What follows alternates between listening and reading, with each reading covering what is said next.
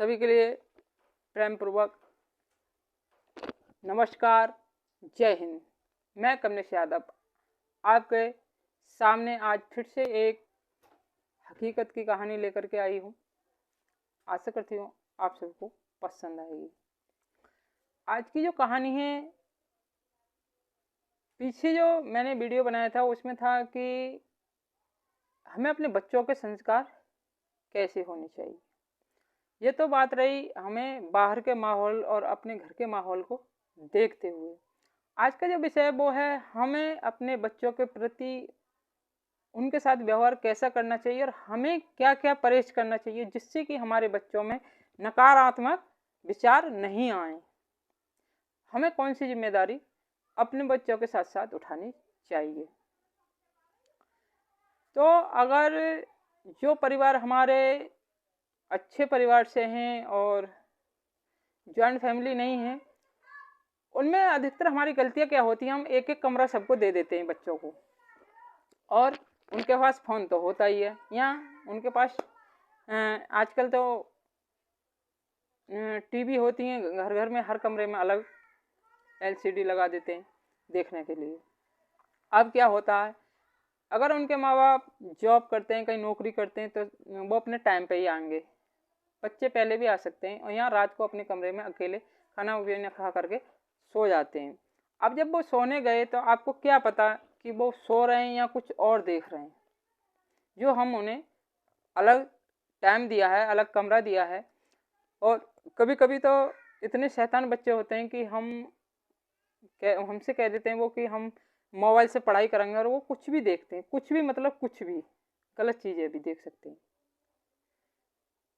तो सबसे पहले हमें छोटी छोटी चीज़ों को सावधानी रखनी पड़ेगी। अगर वो पढ़ रहे हैं तो वहाँ एक बड़े का होना बहुत ज़रूरी है कमरे में। अगर आपकी फैमिली अलग है, जॉइंट फैमिली नहीं है, तो आपकी जिम्मेदारी बनती है कि जब तक वो बच्चा पढ़े, घंटा 2 घंटा 3 घंटा, तब तक आपको ना चाहते हुए भी उसके कमरे में आपको बैठना है।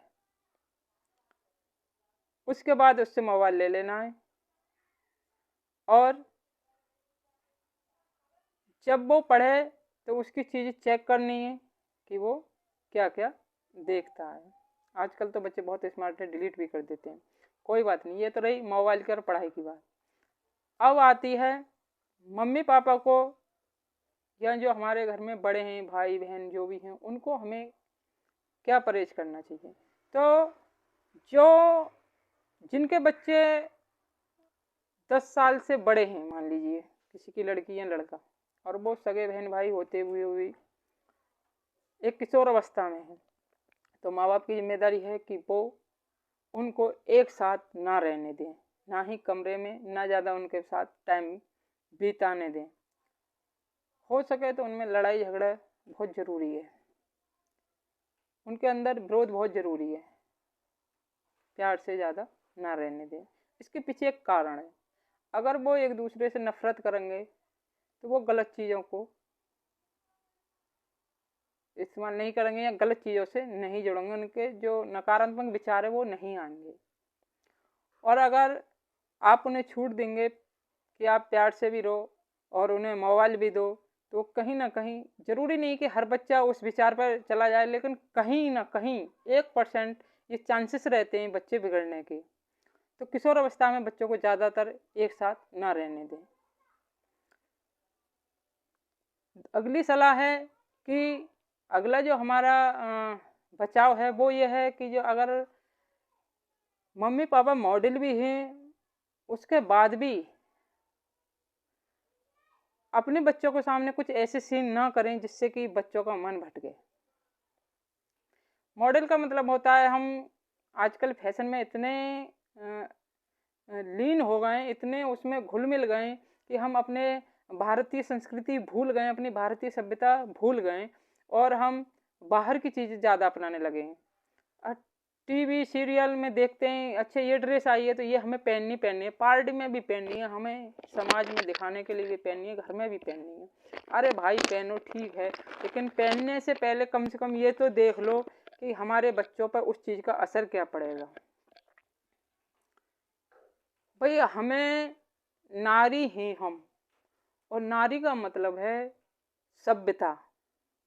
अगर हम ही अपनी सभ्यता खो देंगे तो बच्चों में क्या खाक हम संस्कार भर पाएंगे।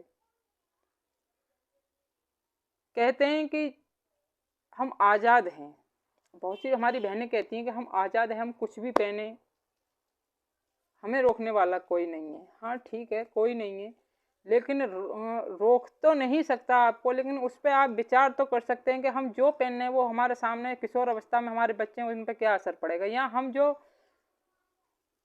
प्यार का सीन दिखा रहे हैं बच्चों के सामने, हमारे बच्चों पर क्या असर पड़ेगा। हो सकता है वो आपके सामने ये सीन ना करें। कभी देखा है आपने, जब बड़े करते हैं तो बच्चे भी खेलते हैं छोटे पे उन्हीं चीज़ों को अपना करके। तो यही किशोर अवस्था की जो बुद्धि होती है हमारी, वो सही और गलत चुनने में नहीं होती। वो अगर एक सरल भाषा में कही जाए तो किशोर अवस्था की जो बुद्धि होती है वो इतनी नाजुक होती है कि वो गलत चीज़ों को तो बहुत ही जल्दी पकड़ती है।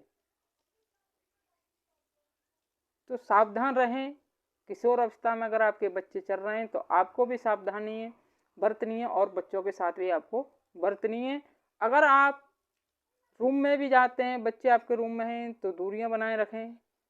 बैठिए साथ, लेटिए साथ, बैठिए, कोई फर्क नहीं पड़ता, लेकिन कुछ ऐसा मत करिए जो बच्चों पे उल्टा असर पड़े या गलत असर पड़े।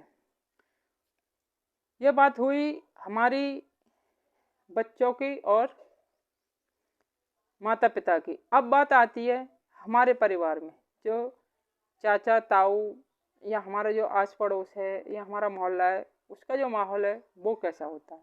अगर आपकी बेटी है तो आप उस बेटी से इतनी दोस्ती कर लीजिए कि वो आपके साथ सारे विचार खुल करके रखती। अगर वो स्कूल भी जाती है और कोई टीचर उससे कोई गलत हरकतें करता है और वो महसूस नहीं कर पाती, मतलब समझ नहीं पाती है, महसूस करती है लेकिन बच्ची समझ नहीं पाती है गलत और सही, तो उन चीज़ों को उसको पहले से आगाह कर दीजिए, उन्हें उस चीज़ में बता दीजिए कि बेटा कोई टच गलत करे तो उस चीज़ को हमें आ करके बेझिझक आप बताइए, आप शर्म मत करिए। कोई पड़ोसी अगर आपको गलत नज़र से देख रहा है या गलत टच कर रहा है तो उस चीज़ को आप डायरेक्ट बताइए हमें आ करके।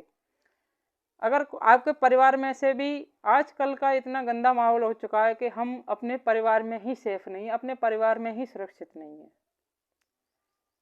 तो बेटी किशोर अवस्था में या भले ही बड़ी है और वो आपसे झिझक रही है किसी भी कारण से, तो उस बेटी के साथ इतनी दोस्ती गहरी कर लीजिए कि वो अपनी बात सरलता से आपके सामने रख सके और अपनी परेशानियां हैं जो वो बता सके।